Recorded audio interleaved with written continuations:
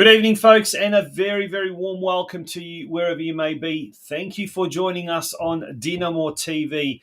It is our 59th episode, our 21st this year. My name's Tonchi Prusats, and I'm going to be with you as usual over the next hour or so. And tonight we've got a really big show. I say it every week, but tonight especially. And here at St Albans Dinamo, we are a very, very proud Croatian community-backed club.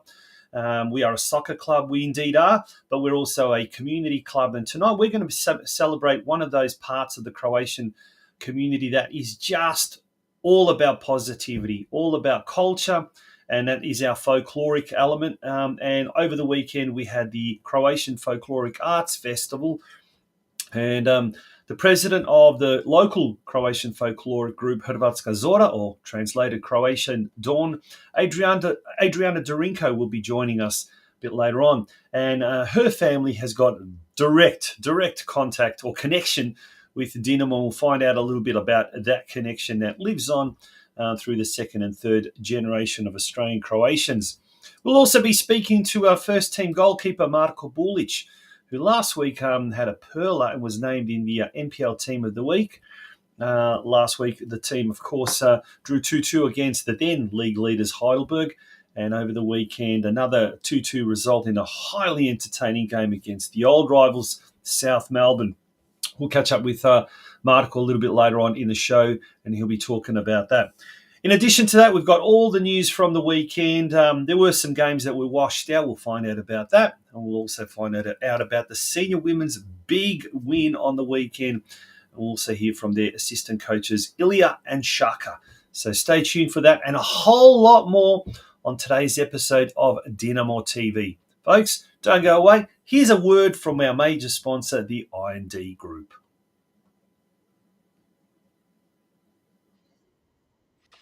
The I&D Group is regarded as one of the largest deliverers of concrete structure solutions in Victoria. Formed in 1994 by Ivan and Kathy Filipovic, their passion and commitment to getting the job done safely and economically has underpinned their success in the industry. I&D partners with large-scale building and construction companies in both the private and public sectors on projects large and small. With our corporate headquarters based in South Melbourne and storage yard based in the southeast suburbs, we have at our disposal thousands of square metres of quality materials, along with state-of-the-art lifting and crane equipment, enabling us to deliver the largest projects. We are committed to delivering high-quality projects by partnering with our clients and collaborating with project suppliers to ensure each job is delivered to exceed expectations. From humble beginnings, I&D now employs more than 1,200 dedicated professional and support staff, involved in a number of landmark projects right across Victoria. The I&D Group is a massive supporter of the Croatian community, backed soccer clubs in Victoria, and is proud to be the major sponsor of the St Albans Dinamo Football Club in 2024.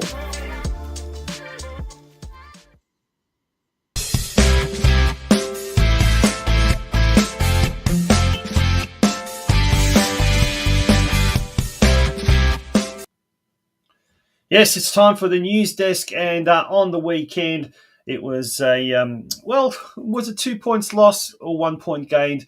It certainly was an amazing fight back from our senior men's team in their big NPL clash against South Melbourne. Here are the highlights, and your commentator is Neil Simon. Could see South Melbourne climb into ninth, whereas a win for St Albans would put them ahead of South Melbourne in the race to avoid the drop. 3 go down this year in the NPL Victoria. It's a grudge match. It's a relegation 6-pointer. St Albans will kick us off. And McFarlane looks to play the ball long. Franco with the backwards header. Potentially claimed, but here's Jack Pope. Bonata. Mells forces it out wide again for Robbie Harding. Harding takes it onto his left. Short for Payne to Andrews. The interplay quite solid. Bonata, good first touch. It's forced for Mells. It's Bonata cutting onto his left. Shot blocked. Payne to Andrews now. Shapes one in towards the back stick. Mikola, it sits nine kindly for Mells, and George Mells scores for South Melbourne Hellas. He scores when he wants. Against Croatian sides, George Mells provides the opener. Mells back to Lampard. I'm not entirely sure what the intention was there from Mr. Lampard. James Exidius is going to try his luck now.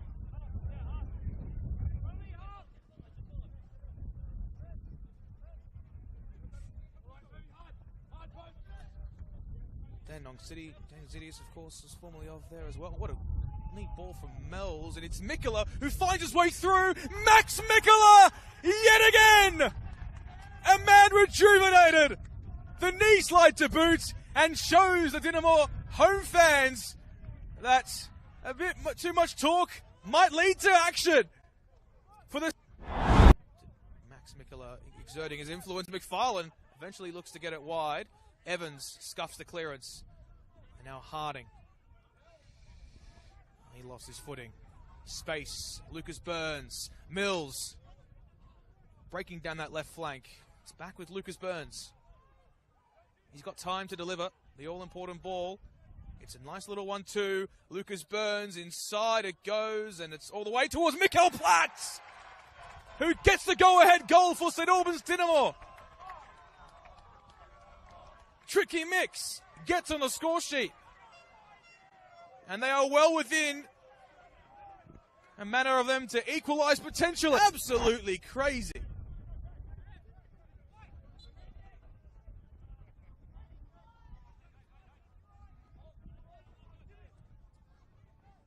Exidius. Sharon. Dragicevic. It's space. Sipiridovski. Evans beaten towards the byline. Oh, there it is! You quite can't write scripts like this. It's Lucas Burns with the stoppage time equaliser. Somehow, I don't know how, but they have. O'Sullivan, long throw. Will try his luck again. The delivery's fantastic. Can it fall? It doesn't. It's out of play. It's full time. St Albans have rescued a point against South Melbourne. It's Lucas Burns and Mikkel Platt with the goals. Mells and Mikola were there for South Melbourne. And the relegation fight continues. And Lucas Burns with that heart-stopping equaliser in the dying seconds of last weekend's match, last Friday night's match, earned himself a call-up to the NPL Team of the Week on the back of MARKO BULIC earning a spot in the NPL Team of the Week, the All-Star Team of the Week last week. This week it was the turn of Lucas Burns. Well done, Lucas. Let's have a look at the results of last weekend's games. 6 out of the 7 matches were played, and the only game that wasn't was the Melbourne Knights Oakley game, which was postponed after that. Melbourne copped that deluge over Saturday night onto Sunday morning. But there are the results, and as you can see, Dinamo drawing 2-2 against Hellas. It gives us a point. So we're still in fourth last position, precariously close to the drop zone, but at least we've kind of skipped clear of third-placed Melbourne Victory, Port Melbourne in second last position, and then the Knights, of course, in last position at the moment. Hopefully both Dinamo and the Knights will be able to get out of that dreaded relegation zone, and the bottom 3 teams getting the chop at season's end. Have a look at the fixtures. Well, we've got a tough game this week, but guess what? Anything is possible because we're certainly the underdogs, and no one is expecting us to do well at Avenger Park. But all roads do lead to Avenger Park this Saturday afternoon at 3 p.m, the kickoff against the league leaders, Avondale. Alrighty, moving along now to the weekend wrap-up. So the seniors, as we saw, drew 2-2. The under-23s won 2-1. Well done to the under-23s, Coach Tuna and the crew there. And the under-19s drew 1-1. And Coach Ian Burke tells me The team ended up with, I think it was 6 under-17s in the on the field at the end of this game. So well done to the under-19s, doing exceptionally well there. The women's recorded a massive win against Pascoe Vale, 11 goals to 0. Well done to the women. What a result that was. And all of the junior boys NPL games on Sunday against the Whittlesea Rangers was called off. Well, let's hear from the assistant coaches. Tom Pondeljak, the senior coach, he wasn't there on the night, but we get a chance to hear from Andrew Shaka Rasu and Ilya Radosh after last weekend's game. This is what they had to say after the emphatic 11-0 win by the Dinamo girls. How'd the game go, boys? Yeah, 11-0. Great performance by the girls, especially in that first half. 8-0 up, and then we made a few changes as well. Gave girls different positions to play, and Tommy will be pretty happy with the performance overall. Girls? Yeah, no, it was just good to see that we had multiple goal scorers, and all the girls had a run, and it was great to see that Steph Bovrick also made a comeback from her ACL injury that she was out for about a year. So great to see that she's joined the team again, her debut back after injury. So yeah, really good performance by the girls. Yeah. Anything else? Overall, I think getting Steph back, the girls were actually cheered her on, made a big difference. But we're going to get some tougher games coming up in the next couple of weeks. We're getting our fitness up, and I think we'll be looking stronger at the next part of the year. No worries, thanks, boys. Well done. Thanks. Yeah, well done to. Well done there to the two coaches and to all the women's as well. 11-0 win, fantastic effort there. And here's some photos from that particular game. Congratulations to the senior women's team. As we can see there, I think that ladder hasn't been updated, to be honest. So it's 5 wins and 1 draw, 1 loss. So Dinamo should be on 15 points there, just 3 points behind Uni Hill Eagles. And I think it's only one team that gets promoted from this competition. It probably will come down to the game against the Uni Hill Eagles later in the year as well. This weekend, Dinamo coming up against the Spring Hills Stallions. That game is to be played this Friday night at Springside Recreational Reserve, Friday the 13th. Well, it might be Friday the 13th, but it's certainly, we're hoping, is not going to be Friday the 13th for our girls, rather maybe the Spring Hills team. It's a round 8 fixture and kickoff is at 8 p.m. So if you're in the area, in the vicinity, pop down to Springside Recreational Reserve, support our girls as they go on a quest for another big win. The boys, as we said last week, all of their games were cancelled, or not cancelled, postponed. So this week, the 14s, the big Croatian derby down in Geelong, and that'll be finished in time for the Sveti Ante Misa happening later on that morning, 11:30. This game kicks off at 9:30 at Alco Park. The under-15s travel to Moreland City. The under-16s and the under-17s travel to Avondale to take on the Avondale FC team. And that brings us to the end of the news desk. We're going to take a short break, and when we return, we'll hear from the senior men's team, NPL team, goalkeeper Marko Bulic on his performances over the last 2 weeks.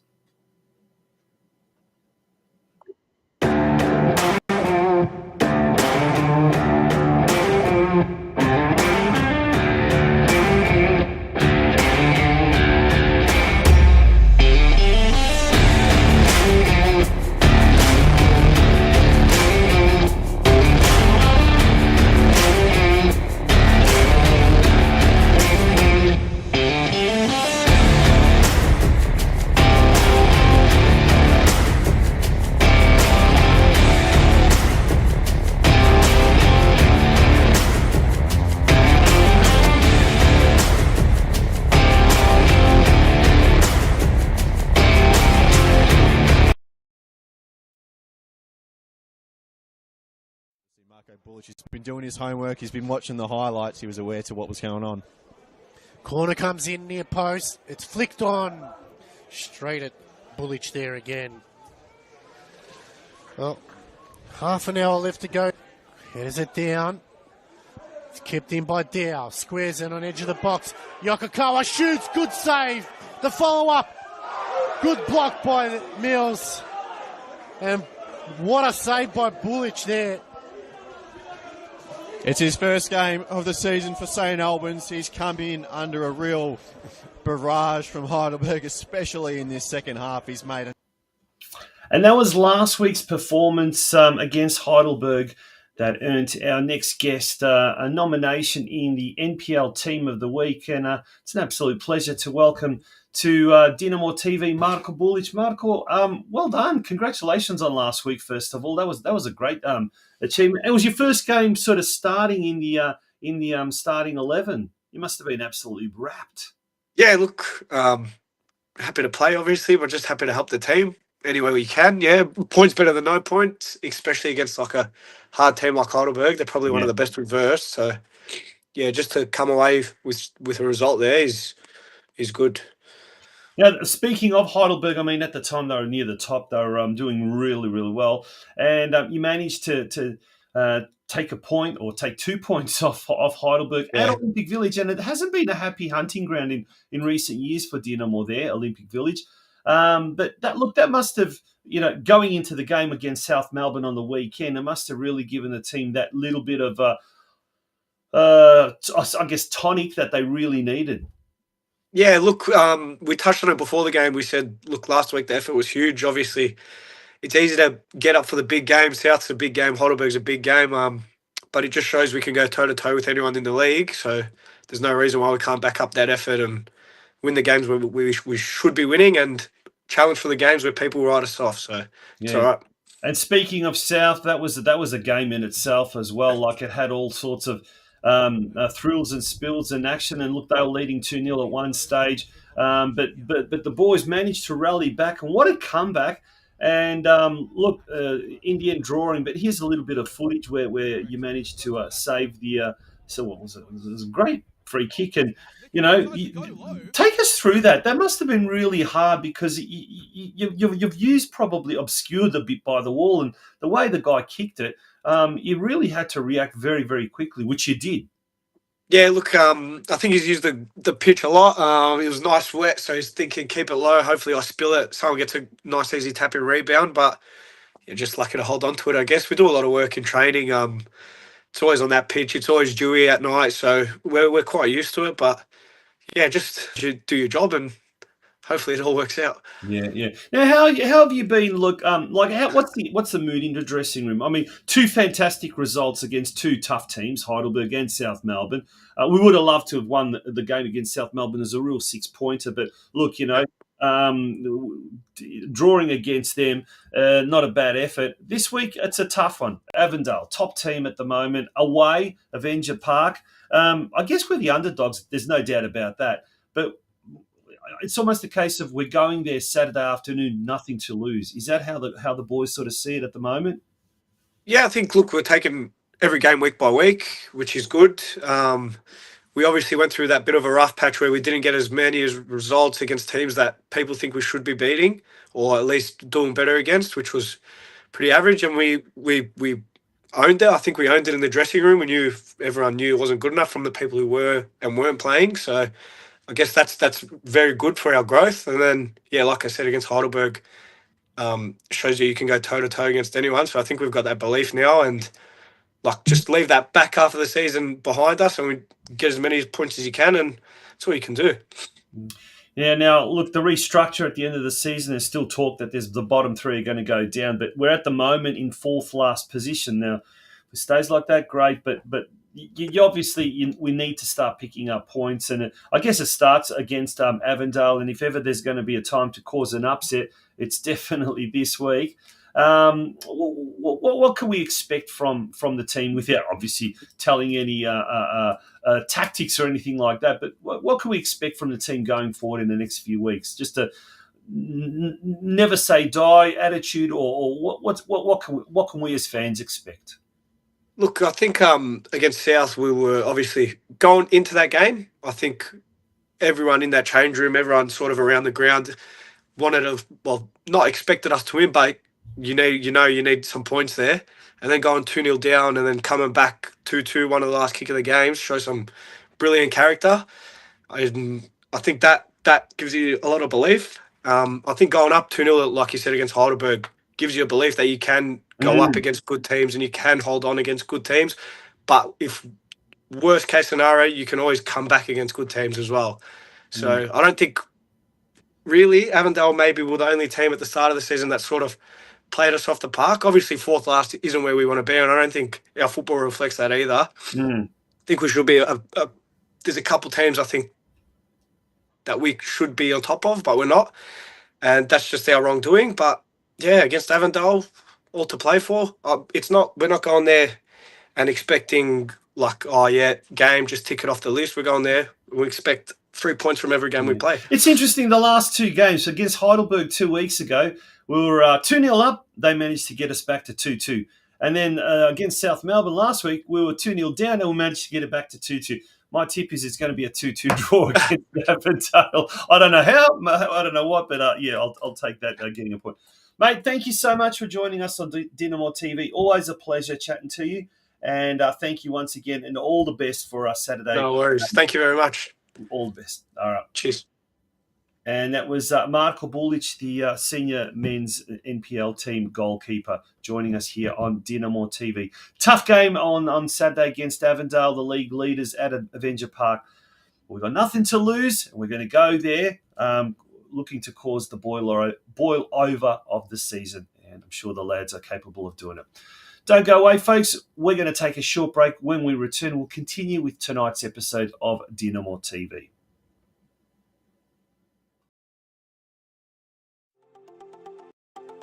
Westar Prestige is a proud family-owned second-generation business servicing Victorian motorists for more than 50 years. We are a specialist prestige collision repair facility situated in the western suburbs of Melbourne. However, we service all regions of Victoria, with many of our clients travelling not only from around Melbourne, but all of Victoria to use our services. We are also able to provide a digital platform for quoting clients' vehicles who are unable to personally attend our premises. We are an authorised manufacturer approved repair facility for Mercedes-Benz, Tesla, Peugeot and Suzuki, and are proud of our ongoing affiliation with these brands. We also work closely with several of Australia's largest insurance brands who entrust us to be a part of their preferred repairer network. Our client support staff are always happy to assist clients from the initial process of lodging claims through to the final stages of collection of the vehicle on completion of repairs and post-repair. So remember, for all your prestige collision repair needs, consider Westar Prestige, an award-winning, long-standing, Australian-owned business. And welcome back to Dinamo TV. And over the course of last weekend, we had a massive event down here in Melbourne, and it was great to see our own club, St Albans Dinamo, playing a rather important role. And that we're talking, of course, about the Croatian Folkloric Arts Festival. And to tell us all about that, the president of Hrvatska Zora, the Croatian Folkloric Group here in Melbourne, in Sunshine, ADRIANA DORINKO joining us. ADRIANA, good evening and welcome to Dinamo TV. Welcome, Tonchi. Welcome, everybody. How are you going? Very good, and thank you so much for being a part of this week's show and coming on Dinamo TV. But yeah, look, it was a huge event for those that were lucky enough to get a ticket, and for those lucky enough to come along to one of the many parties. And in true Croatian fashion, we certainly know how to party. How, from your perspective, how did the Croatian Folkloric Arts Festival go down? Honestly, it was just phenomenal. Like there's just no words that can describe what these 3 days meant to us. Mm-hmm. It was, as they all say, neopisivo, unforgettable. You know, it all started off with 380 folklorici and tamburaci coming from around Australia to get together for this arts festival. It was just like I said, unforgettable. Now, Dinamo as a sporting club and as a main, a big player in the local Croatian community has been very, very, I guess, heavily involved in the folkloric side of things as well. A lot of our members, a lot of our volunteers are on the committee. We've had Hrvatska Zora and other Croatian folkloric groups often performing at many of our functions. So we're very, very proud of our background, very proud of our heritage. But how did the idea of a folkloric arts festival first come about? And I believe this is the third edition that was held last weekend. That's correct. Yes. So it first started many years ago with Lardor Perth in Western Australia. They started it off, and in saying that, the Croatian Folkloric Arts Festival happens every 2 years. Mm-hmm. So Perth started it off, and then it was Adelaide, Lennox, and then it was our turn. So myself, Berislav Vidakovic, Robbie Špoljar from Hrvatska Zora, from HFA Zvonimir Springval, Natalie Klafuric, Kata Jurivic, and from Mladi Hrvati, Clifton Hill, was Kata Markov and Bella Peric. So that was our team for this entire 3 days. We started off 14 months ago. It was just so exciting to get this underway. The logistics behind it, everything was just ginormous. And as everyone can see over the weekend, we pulled off an unforgettable 3 days.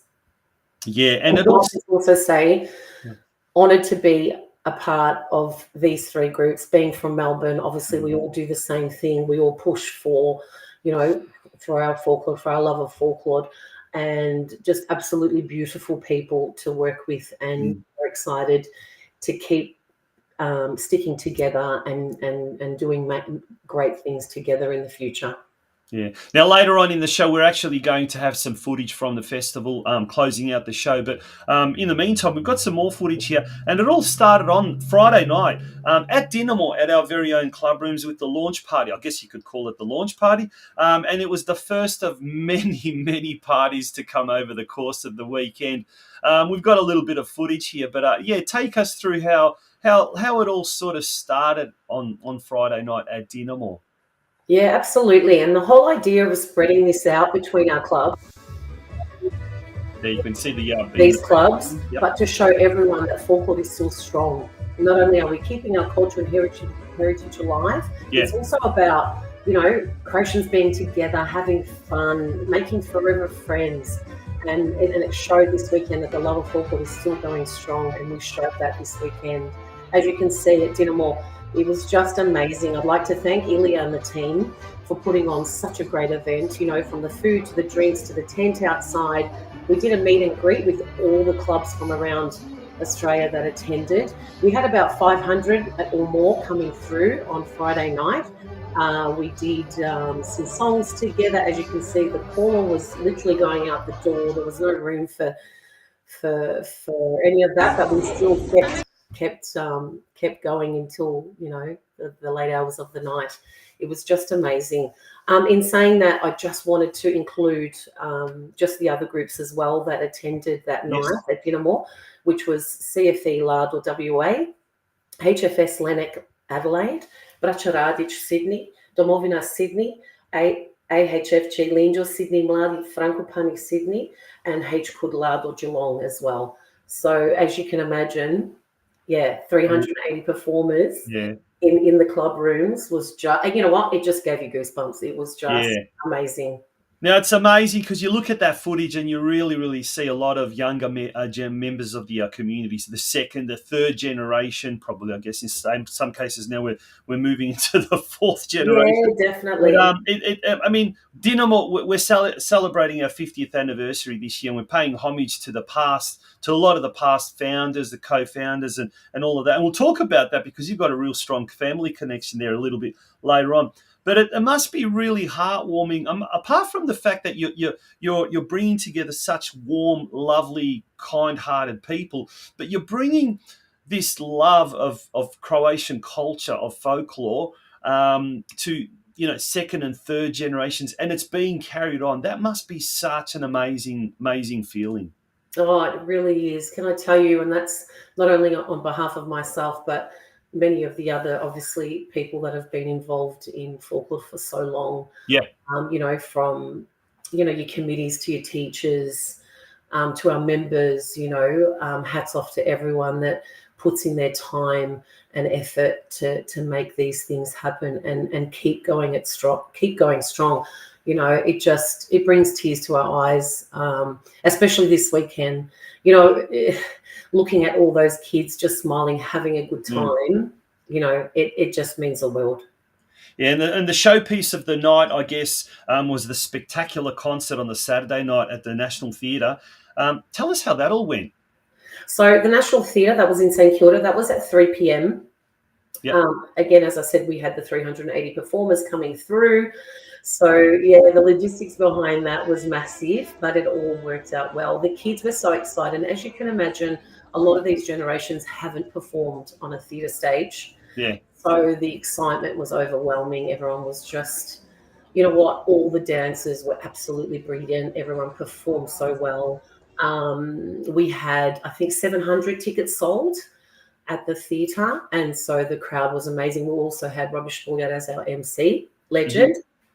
It was just, I can't tell you, it was just amazing. It was amazing. Yeah, no, incredible, absolutely incredible. Everything was sold out. We just saw some footage there of some of the littlies backstage getting some food, and that was catered for by one of our Croatian community. Correct. Yes, that was by your private chef. She sponsored that, actually. She sponsored that part, so that was amazing. She made enough food and bought enough drinks for 380 performers, and only great comments for that. I also wanted to say, actually, we had some comments that night of the theatre, especially people who don't, folklore in the theatre, it's not as common, but a lot of people were saying that it brought back Deseti Travan. Yes. Yeah, so that was really lovely to hear. Yeah, a lot of people were in tears talking about that sort of stuff. So yeah, it's amazing. Yeah, we'd love to hear that. And I know bringing back Deseti Travan and some of the early Croatian statehood dan državnosti concerts when they used to be held outside of the Croatian clubs, and used to get a lot of people criticising, well, why isn't it at the Croatian club? Why isn't it at the Croatian club?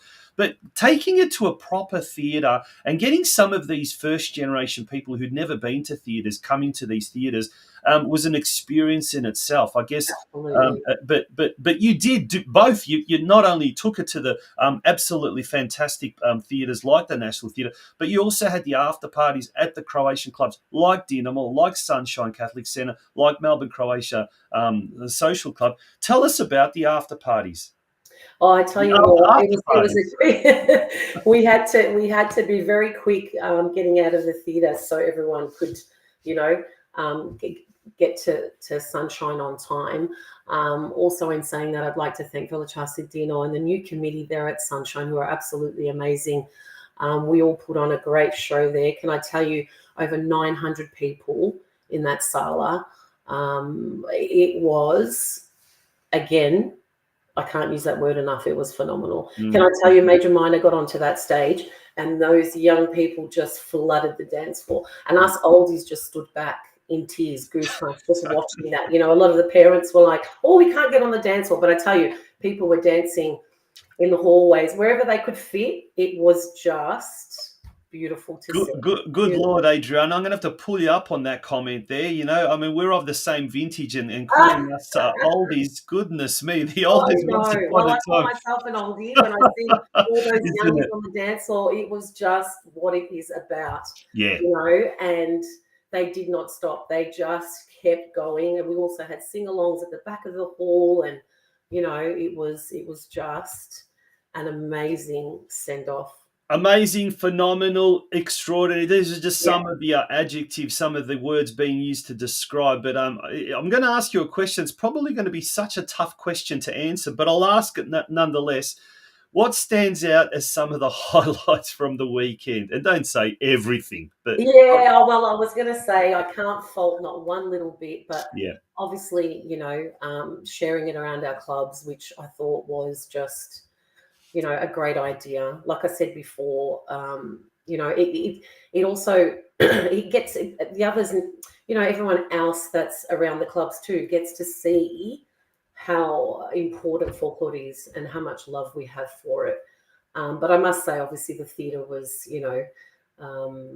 one of my favourite bits, because I've danced on the theatre before with folklore too, and I know the work behind it. I know the love for it, and it's just that thrill of it all. It's you're dancing in front of a silent crowd. Yeah. Yeah. And all the spotlight shining on you, and the people backstage and the dressing rooms. It's just, it really is an incredible experience. Now, look, your own family, you've got some very strong family connections with St Albans Dinamo, and your late father-in-law. Sorry, can I just finish off just with the after party? Yeah, absolutely. Sorry, yep. So once we finished off there, it was late hours in the morning. We all had to wake up, and I just wanted to thank Monica and Melbourne, Croatia, for putting on a lovely after party event, which was a beautiful buffet. They had a disco for the young kids as well, which was also for the old 22. So we all enjoyed it. Everyone was sort of in the club room and in the beer garden, sing-alongs. We had musicians pulling out all their, instruments, and we had DJ KT from Sydney, Tomislav Kvesic, a new harmonica player who's just absolutely brilliant. And that's what I forgot to mention for the Friday night. Robbie Spoljan and Sam were amazing too. Oh my goodness, they rocked the dance floor. And thank you to Major Minor for Saturday night as well. It was just, brilliant. Yeah, sounds like it was a really, really good weekend. It really was. And I guess the downlight, the low light, is the fact that the weekend actually ended. It actually ended, yes. And we were. I don't think anyone moved on the Monday. Yeah, the only negative. Yeah. And maybe Melbourne's weather could have come to the party a little bit better, but that doesn't really matter. Yeah, that's right. Yeah, unfortunately, the Melbourne Knights Oakley game was cancelled on Sunday night, and that would have been just an absolute fantastic way to end it all. But we came along to the party. Yeah, absolutely. We managed to draw against Hellas, and that wasn't too bad. But speaking of Dinamo and your own family connections, your late father-in-law Marko was one of the original players, one of the original goalkeepers for Dinamo, and your husband as well. He's been heavily involved as well. Tell us a bit about the continuing involvement at the club, and tell us a little bit about the Dorinko connection at Dinamo. Yeah, absolutely. So obviously, when my late father-in-law migrated to Australia, obviously at the same time with, with his other Croatian friends. That was that whole concept of, obviously, as you all know, being together and wanting to be together as Croats, and that's how it all started. My father-in-law was a soccer player. His brother Marko Bulic was the goalkeeper. And my mother-in-law's Zdenka was also the first treasurer. Oh, there you go. I worked in the kitchen, and I think, even from when speaking to my father-in-law, I know that was so important to him. Even the stories that he spoke about just the unity, these were his best mates, and they were for forever. And playing together was something that he lived for and he was proud of. In saying that, also, then it obviously stems down to the other generations. My husband as well and his brother played soccer at Dinamo as well when they were younger. And then moving forward, my daughter as well, who played for Dinamo under 16s and then for the seniors, and now my son who plays for the NPL team under 14s, with my nephew Max Dorinko as well. So there's just so much there that, you could never let go of. And I know that even with this 50th anniversary, he'll be smiling from heaven, and he will be so proud to see that, this has come such a long way, and hats off to Dinamo and everyone else that's involved, keeping this strong and keeping it going. It's just amazing. And can I say also, one of my memories too, obviously, unfortunately, when he passed away, his mates, his original team from Dinamo had made a huge guard when, they were taking him out of the church, and that was just absolutely beautiful. And it just shows the love and the passion that they all had together. And, hats off to all of them. Yeah. It might sound a little bit sad, but it's not. It's actually quite very, very, I think one of the things we all want to do is leave a legacy for our kids and their kids. And I think that's Absolutely. certainly something that Marko did and all of those pioneers did. And that's something that we'll be celebrating with our gala ball on July the 12th. Before you know it, that's going to come around and that's going Oh, we can't wait. It's going to be amazing. It's going to be amazing. Yes. The party just continues happening, and fantastic. Adriana, thank you so much for joining us. Congratulations once again to you and to all the other organisers. And it is, can I just say, I think on behalf of the entire Dinamo family, it's just great to see that things are finally going good for Hrvatska Zora. Well, thank you so much. It's just absolutely great to see. Thank you so much. We're so happy, and we're happy to move forward and just keep doing what we've been doing for the last 32 years. Yeah, Thank absolutely brilliant. And thank you so much once again for coming on DinamoTV. Thanks, Tonchi. Thank you, Dinamo. All the best. Bye. ADRIANA DORINKO, the president of Hrvatska Zora, an organisation, a community organisation that is very, very, very close to all of our hearts, and certainly one that Dinamo as a club, as a soccer club, as a football club, as a community club, works very, very closely. Folks, we're going to take a very short break, and when we return, it'll be time to wrap up tonight's episode of DinamoTV. Don't go away.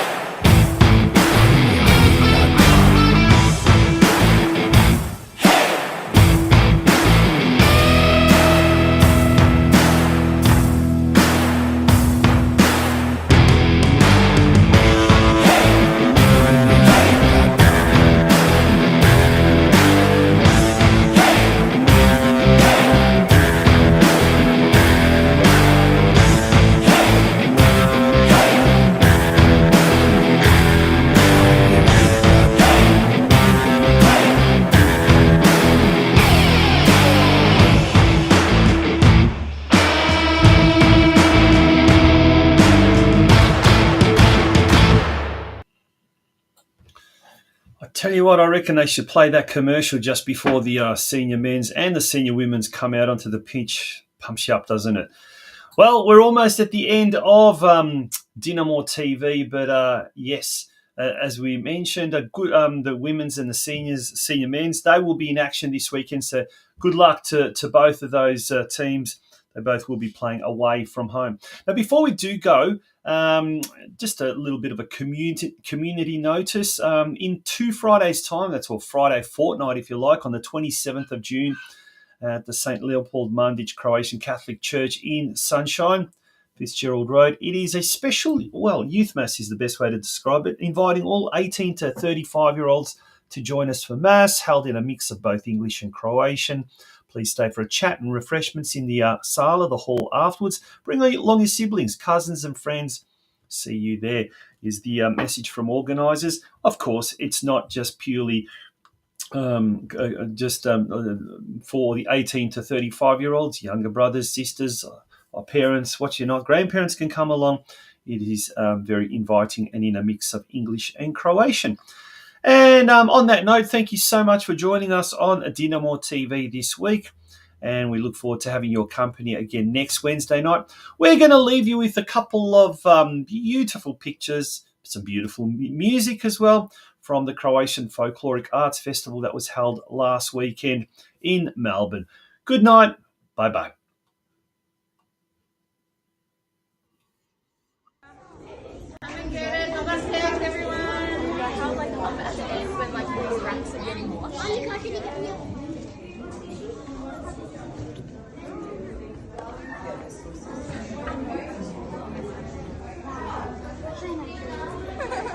One's enough.